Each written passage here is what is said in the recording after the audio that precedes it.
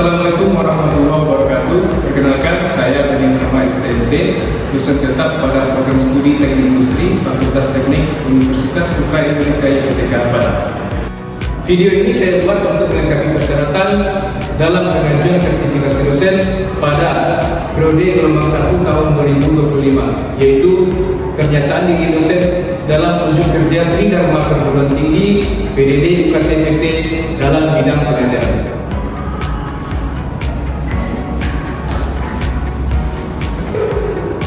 Pada kesempatan ini, saya akan menyampaikan salah satu mata kuliah yang saya ambil sesuai dengan bidang kajian saya, yaitu mata kuliah Sistem Manufaktur Lanjut. Mata kuliah Sistem Manufaktur Lanjut merupakan mata kuliah pilihan pada bidang konsentrasi keilmuan rekayasa manufaktur sistem di program studi Teknik Industri di IPTK Padang.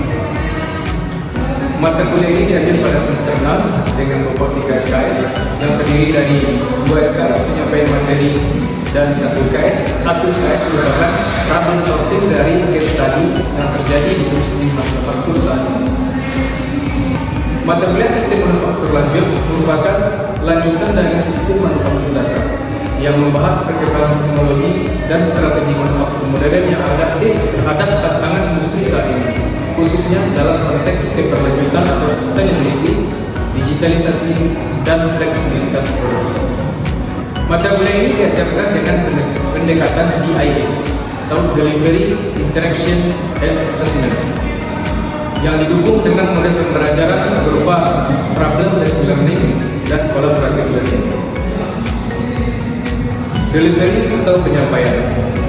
Penyampaian materi kepada mahasiswa dilakukan dengan metode presentasi dan ceramah di depan kelas, Zoom meeting, menonton video pembelajaran, dan tugas membaca buku referensi yang diberikan kepada mahasiswa.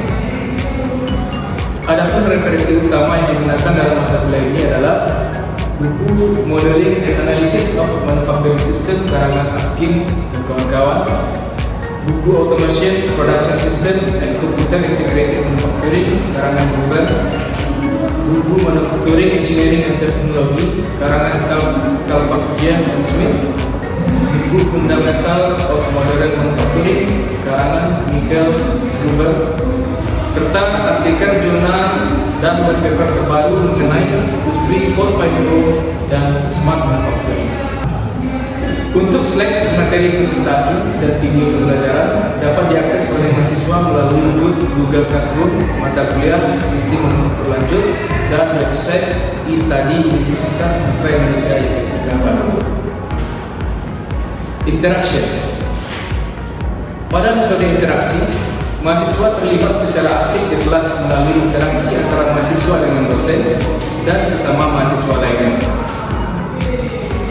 Skenario ini dilakukan dengan cara membuka sesi bertanya, baik dari dosen kepada mahasiswa maupun sebaliknya dari mahasiswa terhadap dosen terkait pemahaman terhadap materi yang disampaikan.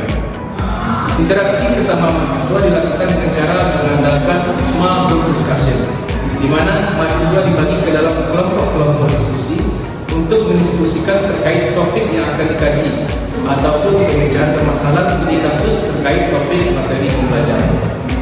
Interaksi antara dosen dan mahasiswa ataupun sesama mahasiswa juga dilakukan melalui sesi bertanya di saat mahasiswa mempresentasikan hasil small group discussion mereka di depan kelas.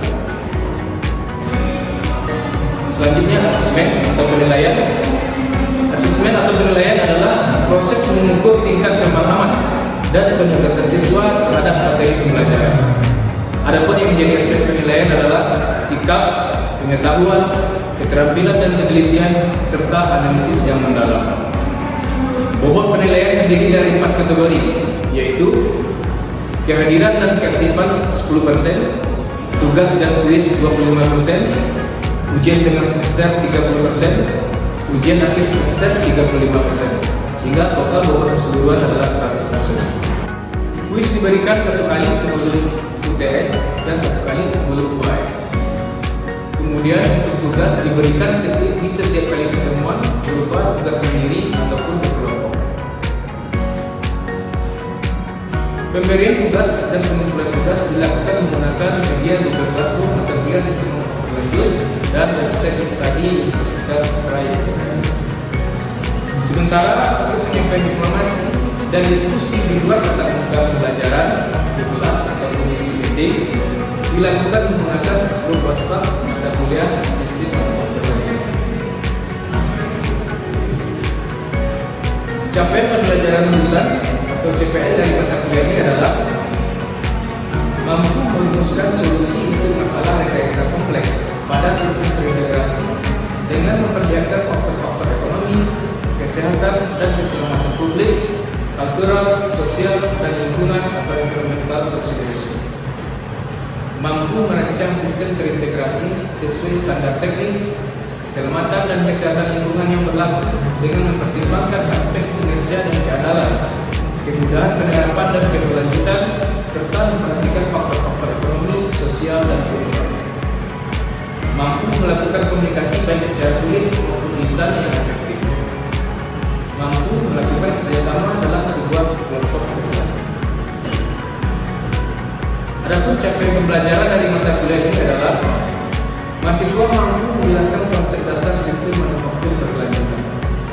Kemudian mahasiswa diharapkan mampu menganalisis dan merancang sistem manufaktur berbasis teknologi otomatisasi dan komputerisasi. Kemudian mahasiswa diharapkan mampu menerapkan pendekatan lean, agile, dan sistem cerdas dalam konteks manufaktur. Kemudian mahasiswa diharapkan mampu mengevaluasi performa sistem manufaktur berdasarkan key performa indikator. Adapun pokok materi pada mata kuliah ini adalah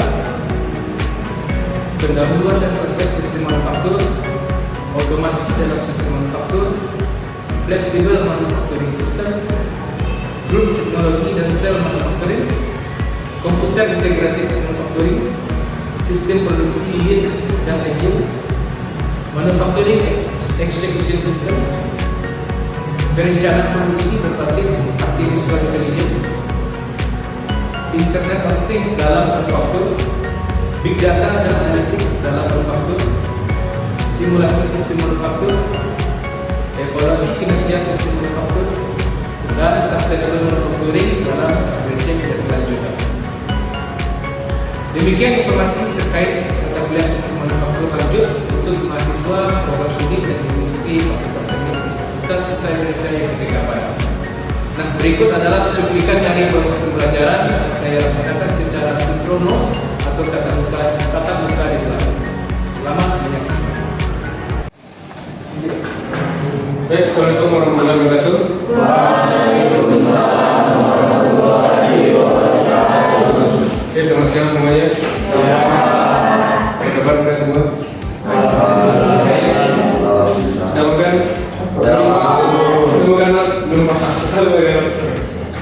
Belum matanya merah, lagi sibuk praktikum.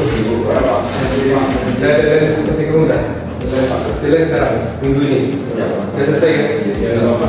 Hubungan dengan tugas, bagaimana bekerjasama, dan mudah-mudahan itu efeknya nanti baik untuk dunia kerja yang sudah terbiasa bekerja dengan tim, bagaimana mengenal teman masing-masing, bekerja dengan teman masing-masing, karakter teman, itu diperlukan di dunia kerja. Oke, baik. Kita sebelum masuk dulu, biasa kita mulai dengan berdoa menurut keyakinan masing-masing. Mudah-mudahan ilmu yang kita peroleh kali ini bermanfaat nantinya. Sebelum mulai,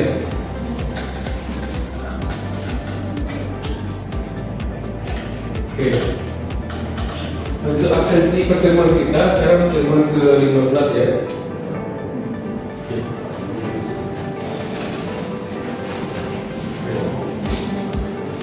Baik, topik kita hari ini tentang sustainable manufacturing.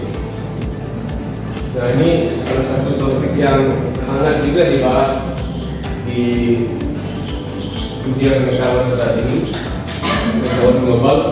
Kenapa? Karena membahas tentang konsep sustainable. Apa itu sustainable? Anda pernah dengar? Nggak dengar istilah sustainable. Kalau artinya apa sustainable? Berkelanjutan. Berkelanjutan. Oke. Sebelum kita masuk, saya ingin buka wawasan sedikit, insight kepada Anda. Dan ini yang saya mau putar.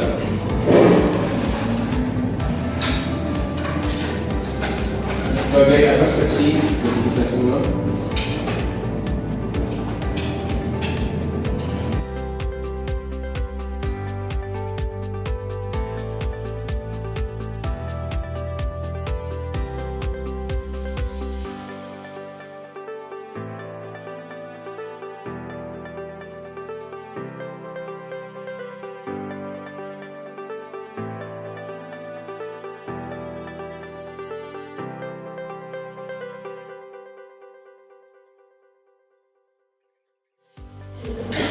Saya yang bisa mengutai tentang video barusan. Kenapa? Keberlanjutan keberlanjutan walaupun suatu pabrik atau perusahaan sudah memakai alat canggih, tapi tetap memikirkan lingkungan agar anak cucu yang bisa menikmati lingkungan. Oke. Jadi tentang sustainability atau keberlanjutan, yang mana kita lihat tadi dengan transformasi industri 4.0 yang menerapkan konsep teknologi canggih, cepat, menggunakan AI, IoT, blockchain, twins data twin. Nah, itu semua menuntut perubahan yang cepat. Penggunaan teknologi yang canggih, penggunaan sumber daya alam semakin tinggi. Dengan cepatnya perputaran pertumbuhan industri, cepat juga menyerap sumber daya alam yang ada, dan itu berdampak buruk terhadap lingkungan tentunya. Baik dari segi efek buruk yang bisa disebabkan oleh manufaktur seperti efek limbah, polusi udara, efek gas rumah kaca, penggunaan energi yang berlebih, konsumsi air, listrik. Nah, itu akan menyebabkan dampak buruk terhadap lingkungan.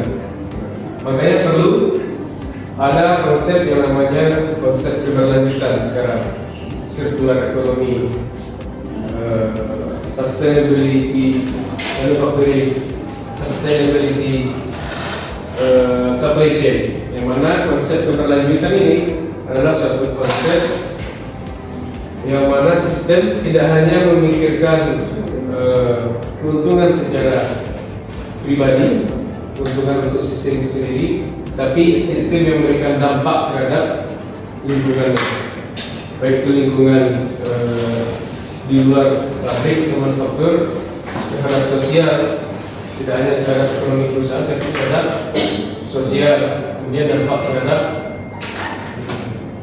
lingkungan juga berdampak, memberikan dampak. Nah, itu pentingnya sekarang industri manufaktur untuk beralih ke konsep sustainable manufacturing. Oke, capaian pembelajaran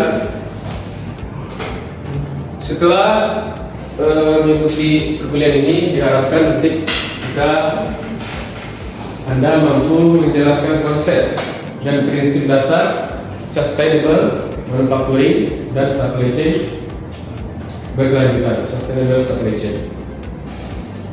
Anda dapat menganalisis strategi dan praktek implementasi keberlanjutan dalam sistem manufaktur seperti ada eco-design, circular manufacturing, dan efisiensi energi. Kemudian diharapkan juga Anda nanti mampu mengidentifikasi dan menjelaskan hubungan antar aktivitas manufaktur dan dampaknya terhadap lingkungan di sepanjang rantai pasok. Kemudian Anda juga diharapkan mampu nanti mengevaluasi peran teknologi, misalnya teknologi yang digunakan dalam manufaktur berkelanjutan seperti IoT, ERP, LCA, life cycle analysis, dan digital twin. Itu Anda mampu nanti mengevaluasi. Kemudian untuk capaian tujuan juga Anda mampu menginterpretasikan studi kasus dan praktik terbaik dari perusahaan global yang berhasil menerapkan sustainable manufacturing dalam supply chain. Jadi ini nanti Nanti di hasil sesi kuliah kita, saya minta untuk melakukan review kasus perusahaan yang sudah menerapkan konsep sustainable manufacturing. Nah, di sana Anda akan lebih paham bagaimana sih sebenarnya konsep sustainable manufacturing. Nanti Anda cari kasusnya perusahaan yang telah menerapkan konsep tersebut, kemudian dianalisis bersama dan saya kasih panduan sebagai evaluasi untuk tingkat pemahaman kita terhadap materi yang sustainable manufacturing. Sustainability berkelanjutan dan yang saya berikan definisi.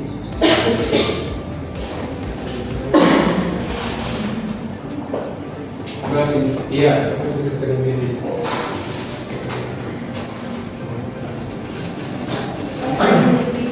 Keberlanjutan itu adalah suatu konsep atau pendekatan dalam menjalankan kegiatan baik di bidang lingkungan, ekonomi maupun sosial yang bertujuan untuk memenuhi kebutuhan saat ini tanpa mengorbankan kemampuan generasi mendatang dalam memenuhi kebutuhan mereka sendiri. Pilar utamanya itu seperti lingkungan, sosial, dan ekonomi. Jadi itu tadi ya, sudah kita jelaskan di awal juga.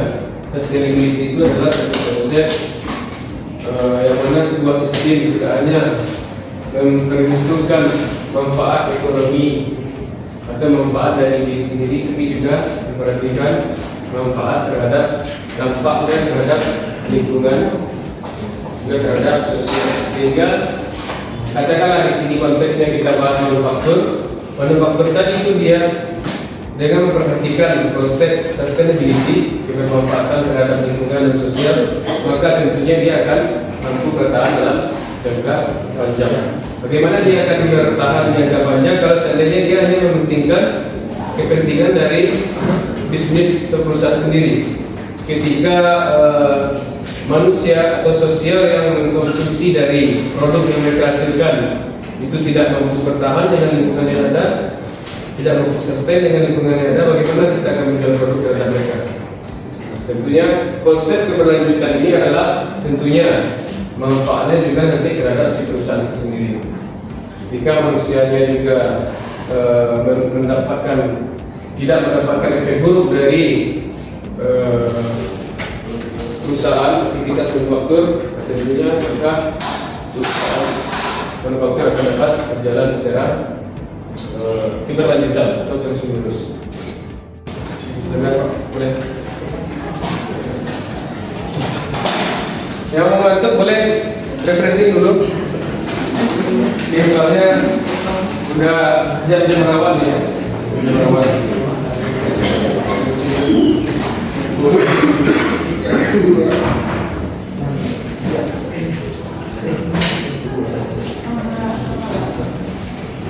Di positif. Quiz.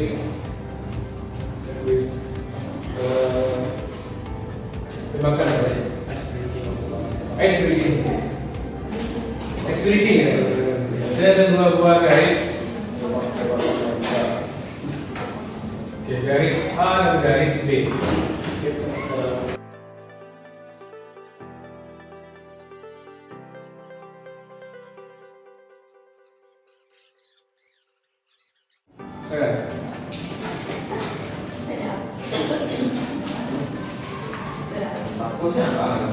Tanpa menambah si B ya, tanpa menambah si B, tanpa menambah si A.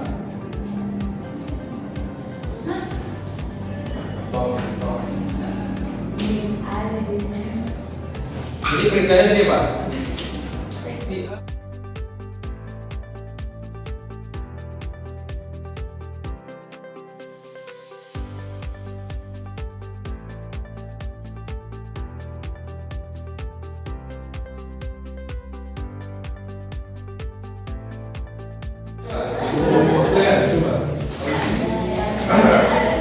Asli. Oke, itu garis apa?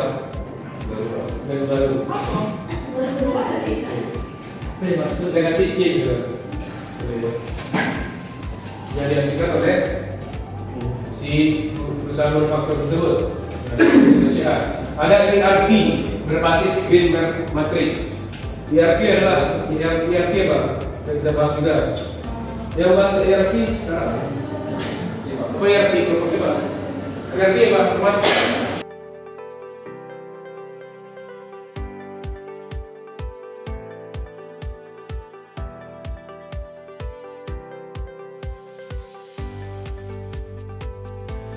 Kemudian metode yang digunakannya apa?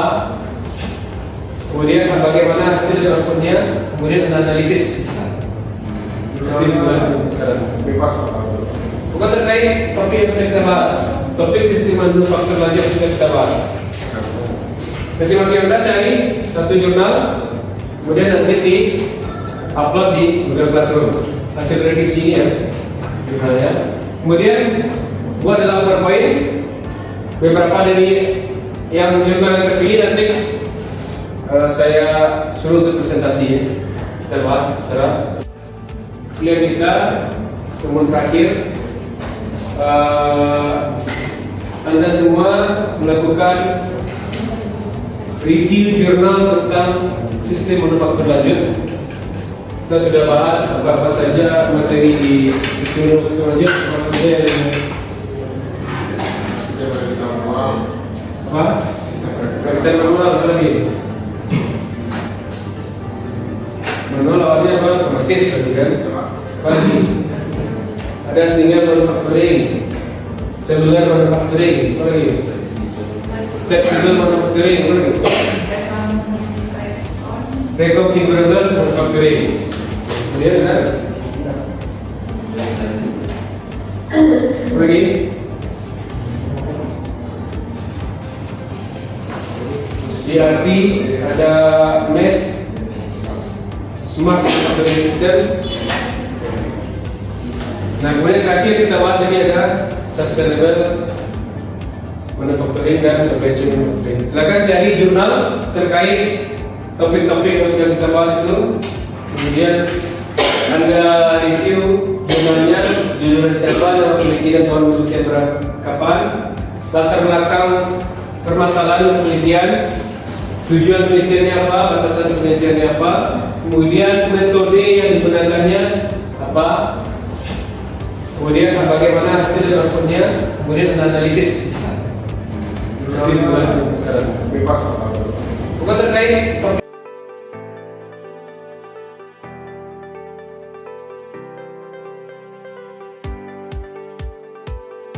The last day goes, they expand and shrink. Memories blur faster than you think. One moment's forever, the next just a blink. And this the last day time we sink or swim. So hold on. Baik, saya di sini akan menjelaskan tentang pelajaran kita di kelas kita tadi, yaitu tentang manufaktur rantai pasok berkelanjutan, di mana pada slide ini kami akan membahas tentang perusahaan yang tidak.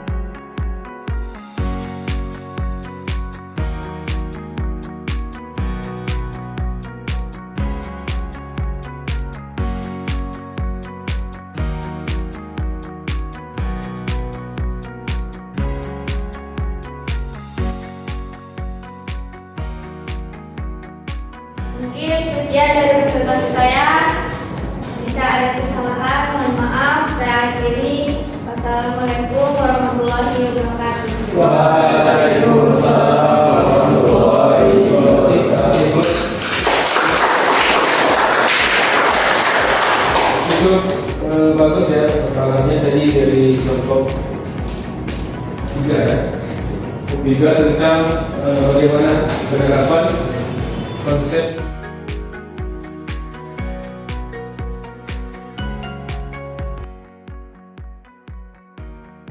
komunikasi setelah terjadi kemitraan kolaborasi. Oke, mungkin dengan berakhirnya presentasi tadi dari kelompok 3 kita bisa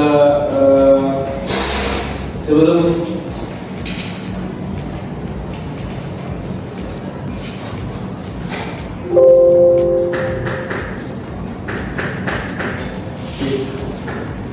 Sebelum kita mati perkuliahan, ada pertanyaan kira-kira? Ada yang mau bertanya?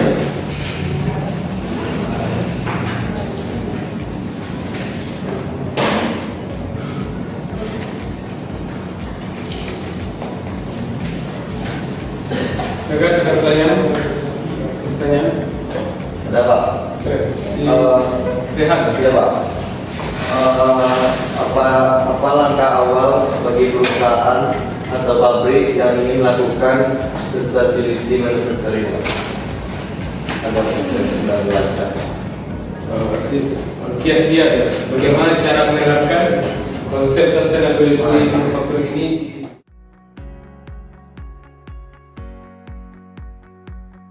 Semua kita langsung tadi outline sebenarnya, ya pilih dulu poinnya. Kemudian sudah tetapkan planning bagaimana yang harus diterapkan.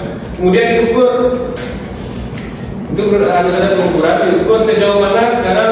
Misalkan kalau kita mengkaji efek emisi karbon, sekarang sejauh mana dampak emisi karbon di perusahaan kita? Sejauh mana? Nah di sana kita lihat nanti. Nah kita ukur misalkan 95%. Nah, nanti kita terapkanlah konsep-konsep yang dapat meminimasi emisi karbon, penggunaan limbah, penggunaan bahan bakar yang tidak menghasilkan karbon yang itu segala konsep. Ada pertanyaan? Pertanyaan? Ada Pak. Rehan. Iya Pak. Apa langkah awal bagi perusahaan atau pabrik yang ingin melakukan sustainability manufacturing? Ada penjelasan. Kiat-kiat ya, bagaimana cara menerapkan konsep sustainability manufacturing ini di perusahaan ya. Oke, pertanyaannya cukup bagus dari si Rehan. Bagaimana perusahaan mengadopsi konsep sustainability manufacturing ini? Bagaimana cara mengaplikasikannya? Nah, tentunya dimulai dari tahap awal itu ada planning. Kalau mau mengerjakan segala sesuatu itu ada planning. Planning. Mau kita merancang konsep yang bagaimana di perusahaan? Katakanlah rencananya di perusahaan kita mau mengurangi efek apa terhadap dampak lingkungan yang mana? Emisi rumah karbon kita 25%. Nah, nanti kita terapkanlah konsep-konsep yang dapat meminimasi emisi karbon, penggunaan limbah, penggunaan bahan bakar yang tidak menghasilkan karbon yang itu segala konsepnya, teknologinya kita aplikasikan, kemudian diukur lagi. Itu saja mungkin karena waktu kita sudah habis, kita cukupi tujuan kita.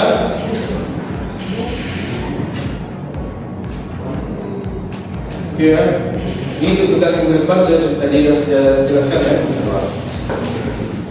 Baik, kalau ada yang kata-kata yang salah atau tidak berkenan, mohon maaf, atau kemudian tidak tempatnya, mohon maaf. Mudah-mudahan ilmu yang didapatkan barokah, ada manfaatnya buat anda semua.